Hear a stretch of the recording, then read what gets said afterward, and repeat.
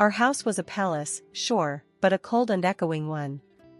Marble floors, fancy furniture that looked like it belonged on TV, not under my feet, that was my life. Dad, Richard the Great they called him at his construction company, built it all from scratch. He loved me to pieces, his only kid, but seeing him was like catching a glimpse of a shooting star, there and gone too fast. Gotta chase that next project, kiddo, he'd say with a wink, his booming voice the only warmth in the giant house. My mom, Isabella, well, she was the ice queen on a frozen throne. 18 years younger than Dad, she had cheekbones sharper than a diamond and a closet bigger than my entire room, overflowing with clothes that sparkled like disco balls. Her days were a whirlwind of fancy salons with French names I couldn't pronounce, massages that cost more than my bike, and gossip sessions with her friends who looked like they were all carved from the same mold. The only time Mom ever seemed to remember I existed was when she needed someone to boss around. "Those jeans are a mess, honey," she'd sneer, her voice dripping with fake sugar. "Haven't I taught you how to keep things tidy?" Funny thing was, the house was spotless, thanks to a whole army of maids who scurried around like silent mice. But if I dared to sit down and watch cartoons after school, here she'd come, faster than a cheetah after lunch. "Shouldn't you be learning something useful, Lily?" she'd snap, her perfectly painted nails tapping a sharp rhythm on the counter. "Like how to clean these floors properly before you ruin them?" Useful? Cleaning floors? I looked at Dad, who was just coming through the door, grass stains on his jeans and a smile on his face. He'd been playing catch with the neighborhood kids again. "Leave her alone, Isabella," he'd rumble, his voice warm and deep. "She's got plenty of time for chores later. How about some ice cream sundaes, champ?" My treat. Dad was my hero, my best friend. He'd wrestle with me on the floor, his booming laugh filling the house, a stark contrast to Mom's constant complaints. He taught me how to throw a perfect spiral, how to fix a leaky faucet, and most importantly, how to be kind, even when the world felt cold and empty, just like this giant house. The year I turned 15 was supposed to be different. Driver's ed, maybe a summer job at the ice cream shop down the street, all the normal teenage stuff. Instead, it became the year everything went sideways, faster than a roller coaster gone rogue. It started with a cough. A nagging, wet cough that wouldn't quit. Dad, who could usually shake off a cold in a day, just kept getting worse. His booming laugh faded into a raspy wheeze, his once strong hands grew thin and trembled slightly when he held mine. Doctors became a constant presence in our house. Stern-faced men and women who spoke in hushed tones that sent chills down my spine. A cruel diagnosis, laryngeal cancer. Dad, ever the optimist, kept a brave face. "Just a little bug," he'd say, his voice weak but his eyes full of the same warmth I knew and loved. "Nothing a few trips to the doc can't fix." Those trips turned into hospital stays, harsh treatments that left him drained and pale. The vibrant man who could build a skyscraper from the ground up was reduced to a frail shadow, his once booming voice barely a whisper. I spent every spare minute by his bedside, holding his hand, reading him stories, praying for a miracle. "Don't worry, champ," he'd rasp, his eyes filled with concern. "I'm gonna be all right. You're gonna be all right." Worry? I was drowning in it. The thought of a world without Dad's booming laugh, his rough but comforting hugs, was unbearable. Mom, however, remained a constant source of irritation. While Dad fought for his life, she continued her self-absorbed routine. "Honestly, Richard," she'd complain, her voice clipped and cold, "you're giving me a headache with all this coughing. Maybe you should just sleep in the guest room, it's keeping me awake." One thing I did notice, though, was a subtle shift in her appearance. Maybe it was just me, but her designer clothes seemed to fit a little tighter, her perfectly flat stomach developing a slight bulge. It was a bizarre contrast to Dad's worsening condition, a small, unsettling detail amidst the storm. Then came the day, a seemingly ordinary Tuesday. Mom was on her way out, a fresh manicure appointment awaiting her. "Don't forget the black polish, darling," she called back from the doorway. "Black always goes best with mourning." "Mourning?" What was she talking about? Before I could question it, the phone rang. Mom answered, her voice dripping with fake concern. A few moments later, she hung up, her face a mask. Well, she sighed, a strange, almost satisfied glint in her eyes. Looks like today needs to be a black manicure after all. My heart hammered in my chest. A cold dread wrapped its icy fingers around me. What do you mean? I stammered, my voice barely a whisper. Mom's mask slipped for a fleeting moment, a flicker of something cold and calculating crossing her face before it was replaced by a perfectly practiced frown. Just some unfortunate news, Lily, she said, her voice back to its usual icy tone. Looks like you'll be needing a strong woman to take care of you now. The days that followed were a blur of black crepe and forced smiles. The funeral home transformed our living room into a sterile, flower-filled showroom. Mom, ever the drama queen, reveled in the attention. Black lace or sweetheart neckline? She agonized, parading a seemingly endless stream of dresses in front of the mirror. Her friend, a woman with bleached blonde hair and a permanent pout, cooed in approval. Oh darling, the sweetheart neckline. So Audrey Hepburn at her husband's funeral. Absolutely tragic and chic. Don't you think it's a little excessive? I ventured, my voice barely above a whisper. Mom's eyes narrowed. Excessive? Honey, this is for your father. We need to show his friends and family how much we respected him. Respected? The word tasted like ash in my mouth. By showing off your cleavage? The air crackled with tension. Mom's perfectly painted smile faltered for a second, replaced by a flash of something cold and dangerous. You watch your tone, young lady, she hissed, her voice low and menacing. These are adult matters you wouldn't understand. The adult matters turned out to be endless phone calls with florists and caterers, each conversation punctuated by Mom's theatrical sighs and demands for the absolute best. My grandparents, bless their hearts, tried to shield me from the worst of it, but the strained silences and worried glances spoke volumes. The funeral itself was a performance. Mom, draped in a ridiculously elaborate black dress that clung to her curves like a second skin, played the grieving widow to the hilt. Tears streamed down her perfectly made-up face as she clung to the arms of various concerned-looking relatives. Later that night, as I scrolled through social media in a daze, a familiar face popped up on my feed. There she was, Mom, in all her tragic and chic glory, the funeral photo plastered across her Instagram page. The caption, dripping with saccharine sentiment, spoke of her undying love and devotion to my father. The love of my life, gone too soon, it read. A week had crawled by since Dad's funeral, each day a heavy weight on my chest. Mom, however, seemed to thrive in the silence. The endless parade of black dresses was replaced by a return to her usual flamboyant wardrobe, her smile a little too bright, her eyes a little too cold. One evening, as I trudged up the stairs after another day of forced pleasantries at school, the sound of unfamiliar laughter filtered through the air. I froze, a knot of dread tightening in my stomach. The living room door was ajar, light spilling out into the hallway. Taking a deep breath, I peeked inside. There, sprawled on our plush sofa, was a young man who looked like he'd stepped off the cover of a fitness magazine. He was all tanned skin, perfect teeth, and designer stubble. Mom, perched beside him like a preening peacock, was batting her eyelashes with a practiced innocence I hadn't seen since I was a toddler.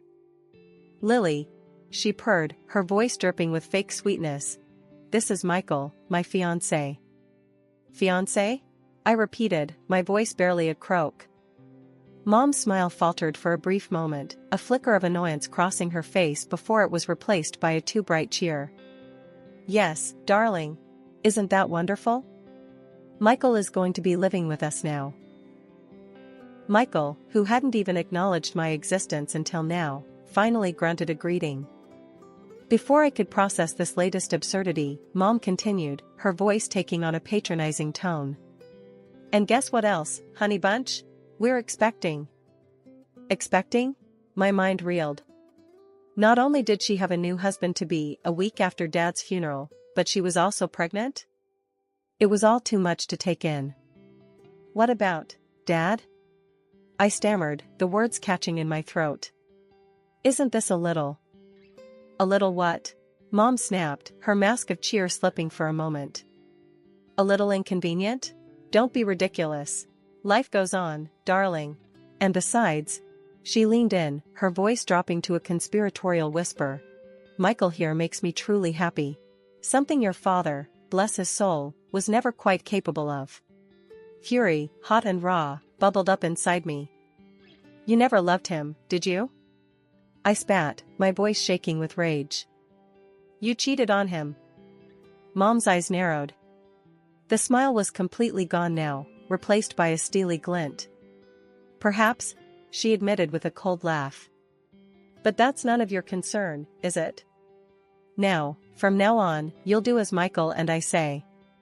You'll help with the housework, of course, and then you'll be a wonderful nanny to your new sibling. Over my dead body, I choked out, my voice trembling with a mix of anger and hurt.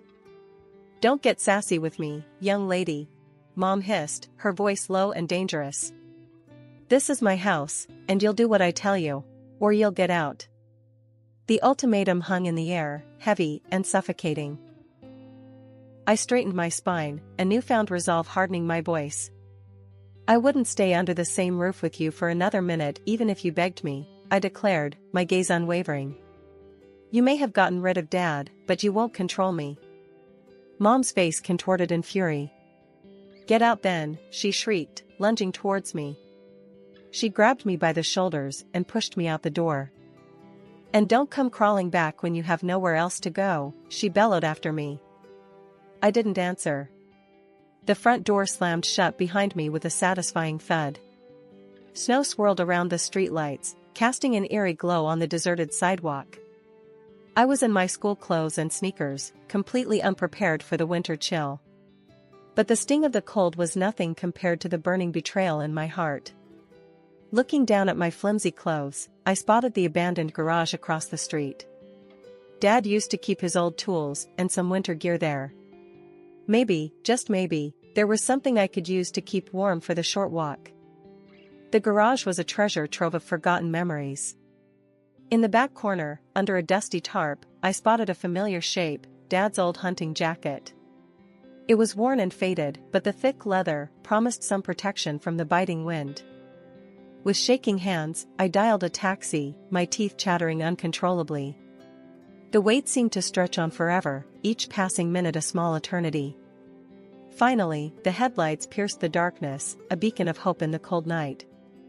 My grandparents' porch light cast a warm glow as I stepped out of the taxi.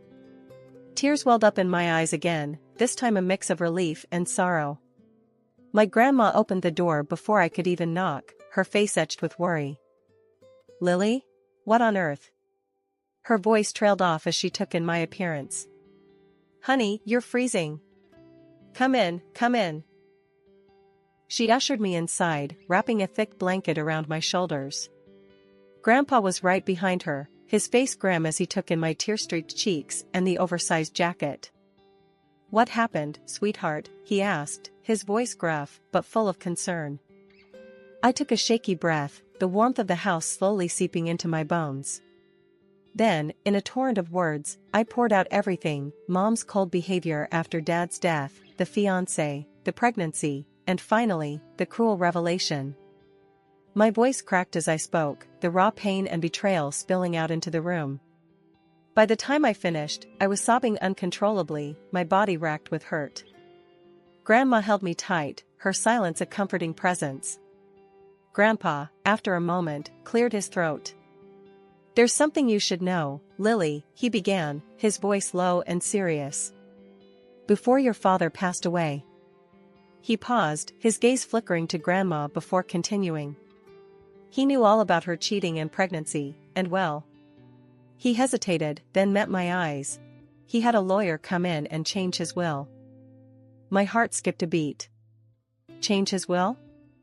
Yes, Grandma chimed in, taking my hand. You see, honey, your father loved you more than anything in the world. It means that you are the sole heir to your father's estate.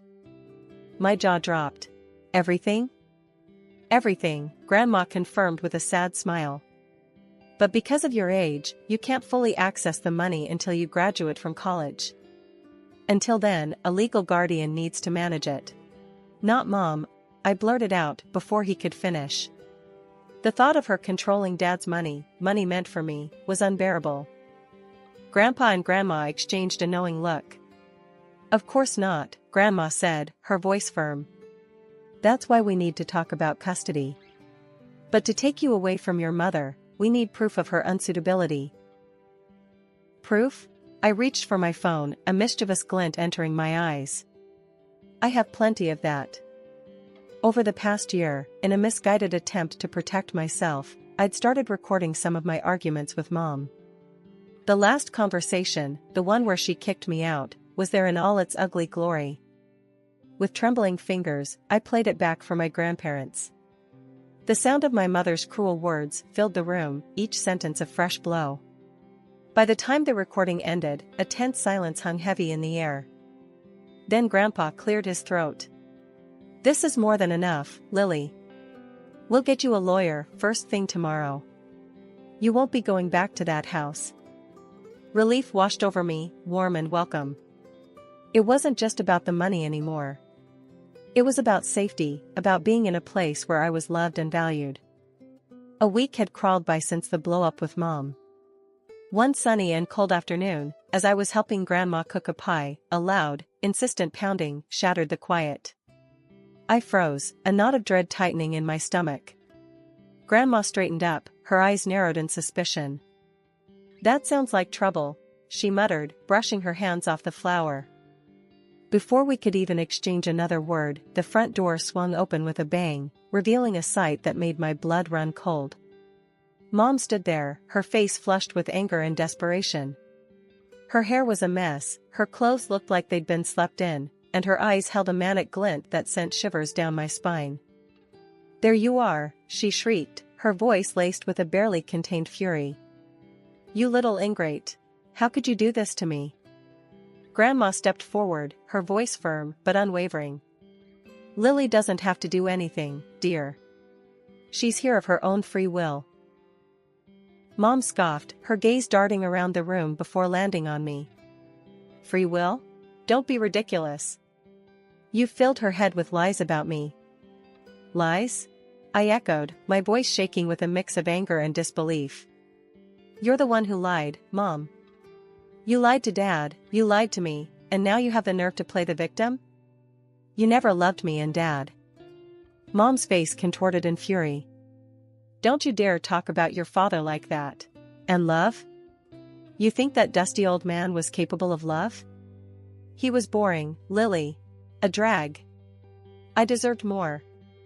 Her words hung heavy in the air, a cruel and selfish justification for her actions. My fists clenched at my sides, the anger bubbling inside me threatening to boil over. So you married him for money, then cheated on him while he was still alive? I spat, my voice dripping with disgust. And now you're angry because you're not going to get your claws into his inheritance? Mom's face turned ashen, her bravado crumbling under the weight of my words. Look, she said, her voice cracking with desperation. I know I messed up. But can't we just forget all that? I found out about the new will, Lily. You have everything now. You can help me, can't you? I'm pregnant, for crying out loud. I have nowhere to go. Her words hung heavy in the air, a desperate plea for a lifeline. A part of me, a tiny, insignificant part, flickered with a misplaced sense of pity. But then I remembered the countless nights I'd spent alone. Those were your choices, Mom, I said, my voice devoid of sympathy. And now you have to face the consequences. 2 months flew by in a whirlwind of activity. Lawyers, court dates, social worker visits, it felt like my life had become a legal drama. Mom, unsurprisingly, contested the custody hearing tooth and nail. The courtroom was a tense battleground. Mom, dressed in a cheap-looking suit and overly dramatic makeup, sat across from me, a picture of fake concern. Your Honor, she began, her voice trembling with manufactured emotion. I am Lily's mother. I love her dearly, and I'm her only living parent. Taking her away from me would be a travesty."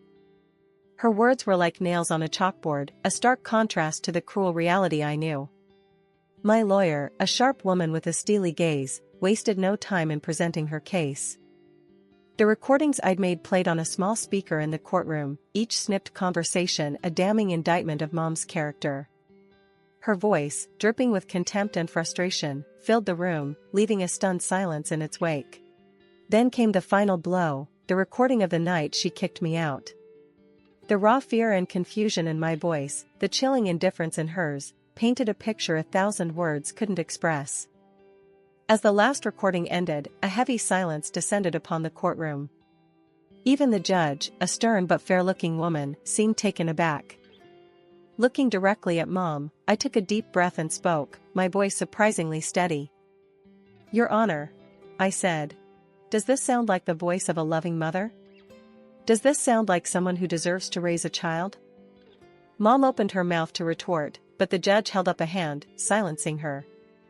"The evidence presented is compelling," she said, her voice firm.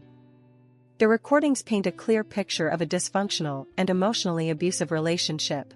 Mrs. Miller," she addressed my mother directly, "your behavior towards your daughter has been documented and deemed unacceptable. Therefore, this court grants full custody of Lily to her grandparents, Mr. and Mrs. Thompson." A wave of relief washed over me, so intense it felt like I could breathe again for the first time in months. Grandma reached out and squeezed my hand, her eyes filled with unshed tears. Grandpa, ever stoic, offered me a gruff but genuine smile. A few days later, we stood outside the house I'd once called home. The eviction notice, a cold formality, felt like a badge of honor. Mom and her now fuming boyfriend were huddled by the door, their faces a mixture of anger and desperation. "Lily, honey, please," Mom whined, her voice laced with desperation. "Can't we just talk about this? I know I messed up, but I'm your mother. And I'm pregnant. We have nowhere to go." She gestured dramatically to her noticeably swollen belly, a desperate attempt to tug at my heartstrings. But this time it didn't work. "You had your chance, Mom," I said, my voice firm. "You made your choices, and now you have to face the consequences. Besides," I added, "you have Dad's savings, enough for a decent apartment and a comfortable life for you and your new family." The mention of the money hit a nerve. Mom's face contorted in fury, but this time it was laced with a hint of fear. "You wouldn't dare cut me off," she hissed, her voice brittle. "I don't have to," I replied coolly. "You'll have access to a monthly stipend, enough to cover your basic needs. But that's all. Consider it my charity." Mom opened her mouth to argue, but the look in my eyes must have stopped her. With a final glare in my direction, she stormed off, her boyfriend trailing behind like a kicked puppy. 5 years had melted away like summer snow. Graduation from high school was a bittersweet affair, a celebration of achievement tinged with the pang of leaving a familiar chapter behind. Now, with a brimming acceptance letter in hand, I stood on the precipice of a new adventure, college. The University of Economics loomed ahead, a bustling hive of knowledge and ambition. Grandma fussed over my dorm room, insisting on rearranging the furniture for maximum efficiency. Grandpa, ever the pragmatist, helped me set up my laptop and internet connection, muttering about the outrageous cost of higher education. "Don't worry, Grandpa," I said, giving him a hug. "I'll make the most of it. This is Dad's company I'll be running someday, remember?" He squeezed me back, his gruff voice softening. "That's my girl. Your father would be proud." The mention of Dad always brought a lump to my throat. These past years had been a constant dance between grief and gratitude. Grief for the father I barely had the chance to know, and gratitude for the loving grandparents who had stepped up when I needed them most. College life was a whirlwind of lectures, study groups, and caffeine-fueled all-nighters. It wasn't easy, but I threw myself into it with a fervor that surprised even myself. News about Mom trickled in occasionally, delivered in hushed tones by well-meaning family friends. Apparently, she'd given birth to a stillborn child, a tragedy that had only deepened the chasm between her and the world. Her boyfriend, the one who'd abandoned ship when the comfortable life in a luxurious house evaporated, was nowhere to be seen. Honestly, none of it fazed me. The woman who had borne me was a stranger, a ghost from a past life. I had no room for negativity in my life, not when I was busy building a future where hard work and determination were the cornerstones of success.